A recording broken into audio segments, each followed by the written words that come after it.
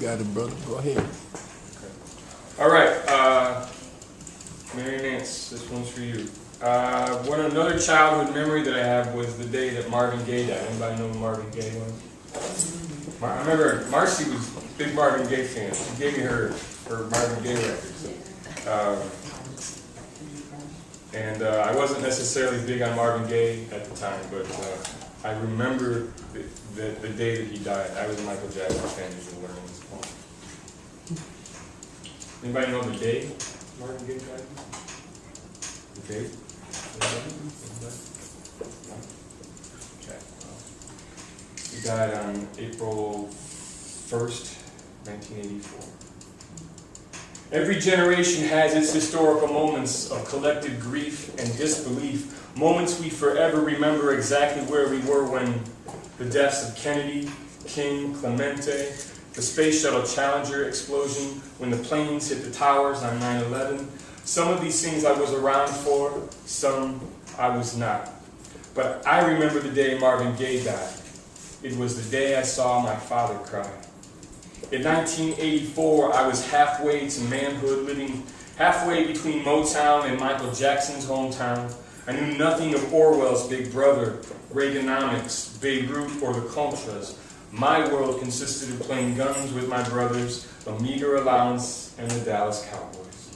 I was 9 years old, almost 10.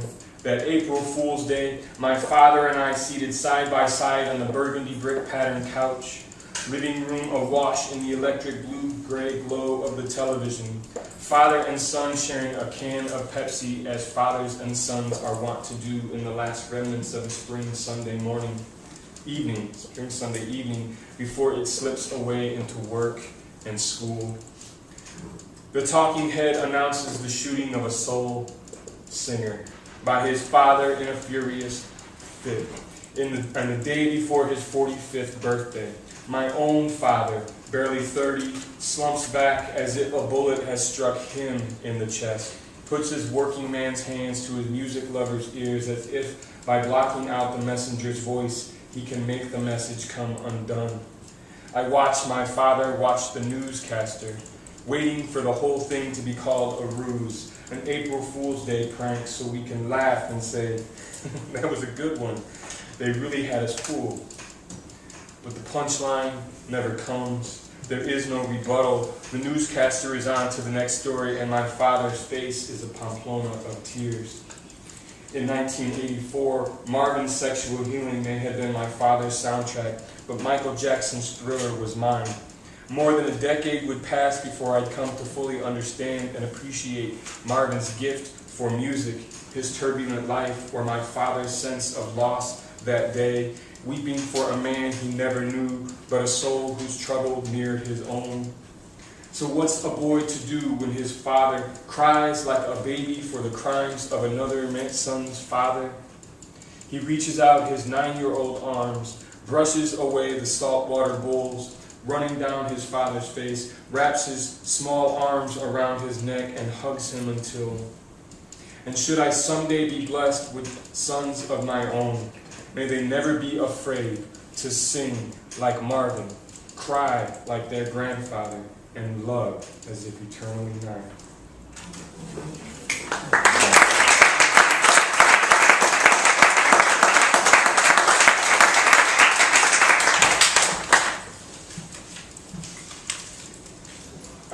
Let's see. So I write a lot of poems about my family, as you've probably figured out, or people that I meet, or white boys.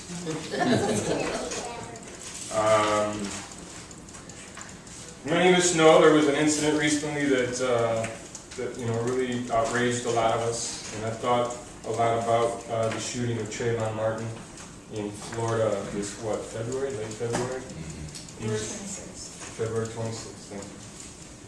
Trayvon Martin was a young man, a 17-year-old African-American, who was shot and killed by George Zimmerman, a 27 or 28-year-old man, son of a Peruvian immigrant mother and a white father.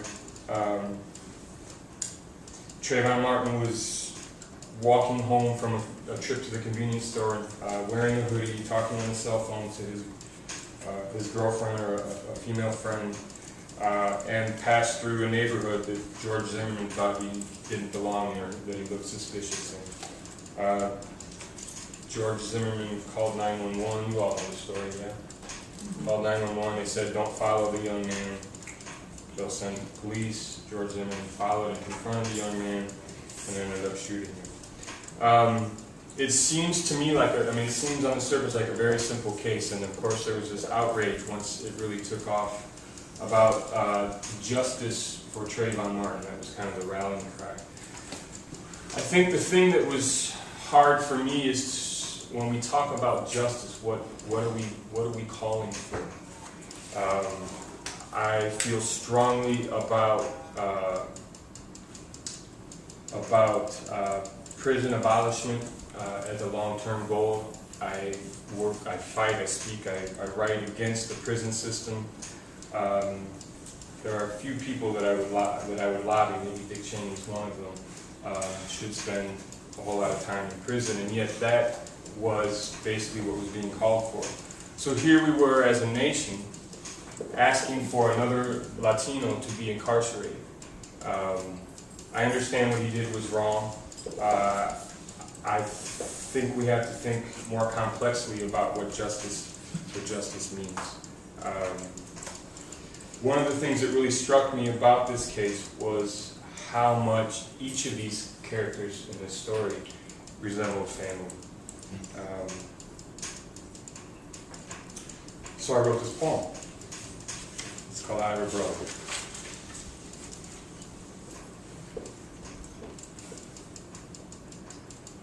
I have a brother who could be mistaken for Trayvon Martin. 18 and life to go, senior in high school but won't graduate.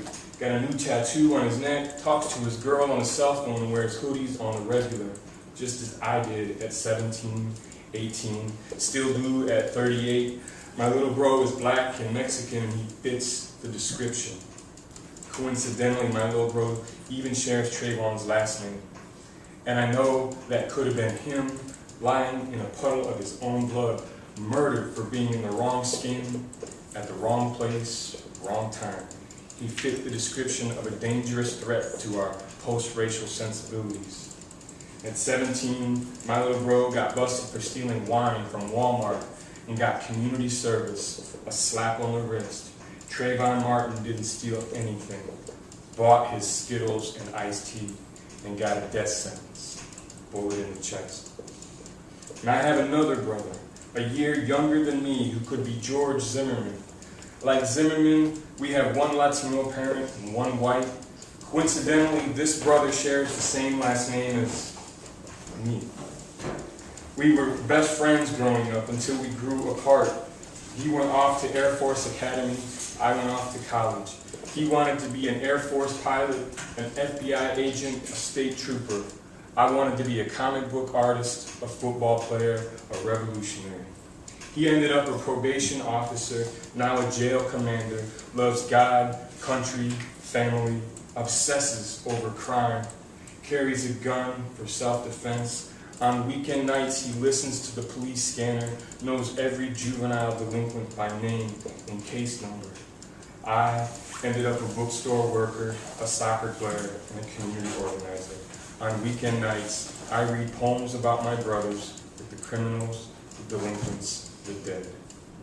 I have a brother who could have been Trayvon Martin, another who could have been George Zimmerman, and a recurring nightmare in which one brother is lying in a pool of his own blood, tea, and Skittles, while the other lies in the cell of a jail of which he is his own commander, listening to my poetry broadcast on a police scanner in a country that swallows them both.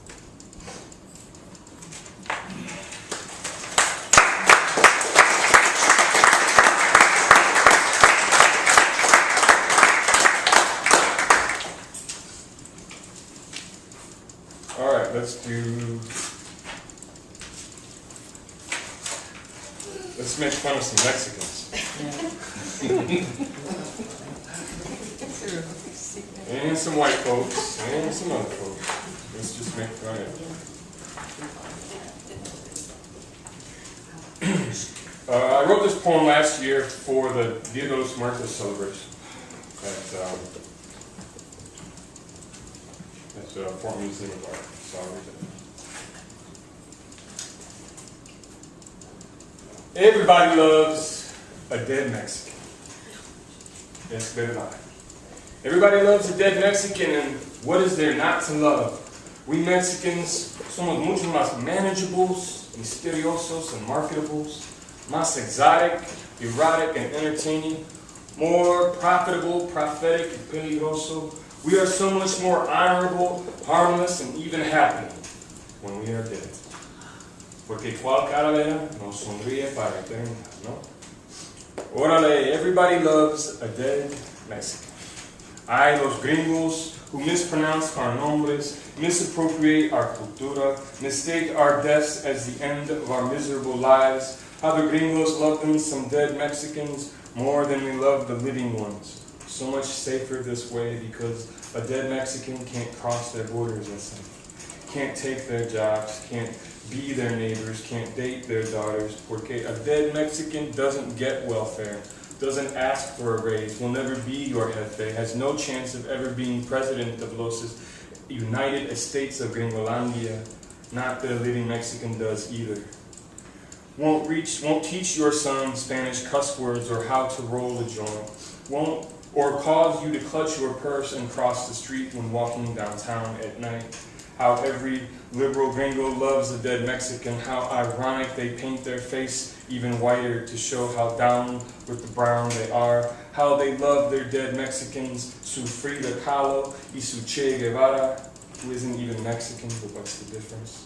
Porque los dead Mexicans make better stories, better art, better history than the living, who build the gringos' homes, raise their children, who serve them tacos at their favorite Mexican restaurants, Taco Bell. Oh, perdón, you only go to authentic Mexican restaurants. Okay, entonces, Pollo Loco, Don Pablo's, Bandidos. Oh, no, hang on, wait. Bandidos says they're better than authentic. Chale. Because let's be honest, if there's one thing los gringos love more than a dead Mexican, it's Mexican food. Ay, porque un gringo by any other name, un güero, un gabacho, un yankee, los blancos, it's a gringo all the same, ese. Pero psst, don't tell them we said that. It makes them uncomfortable. Threatens their liberal sensibilities. They want to believe they are so different than the gringos como los Minutemen, La Migra, los Rush Limbaughs, for whom a dead Mexican is just another dead spick. One less wetback, one less beaner collecting welfare and infesting our schools with the burdens of broken English and brown skin. Pero when all the Mexicans are muertos, who will be left to pick their fruit, to make their hotel bed, pluck the feathers from their processed pollos, slit the cattle's throat? Who will be left to bear the brunt of their hatred of themselves? Y los mexicanos love themselves some dead Mexicanos too. From los famosos a la familia. Emiliano Zapata, con su revolución de tierra y libertad. Pancho Villa, and Mexicans love a dead inocente, un angelito muerto, y los antepasados como los honoramos, como les honoramos con nuestras ofrendas de flores, pan de muerto, tamales, arroz con frijoles, tequila, mezcal, pulque, atole, como adoramos a la Virgen de Guadalupe, como brillan las radadoras con respeto, pero ¿es muerta la Virgen? Pues ni modo, aún más razón a celebrar la mexicana que nunca muere. And we Chicanos, we love our dead Mexicans too. The dead abuelo who drank his diabetes to death, Tío Seferino who died in a knife fight in una cantina in New Braunfels, Texas, which was once Mexico. How we sing canciones of our dead Mexicans, or pseudo-Mexicans, cantando, gritando, llorando para los muertos, corridos de Gregorio Cortés, con su pistola en la mano, Joaquín Murrieta riding and raiding to take back California from the invaders. La Llorona, ¿quieres que te quiero más? y la soledad de la Revolución Mexicana, mujeres bravas sin nombre, sin cara a su vida, solo patria y muerte. Oh, how we love our Mexicans, dead, dead, dead. Que vivan los muertos, que vivan los muertos, que vivan los muertos.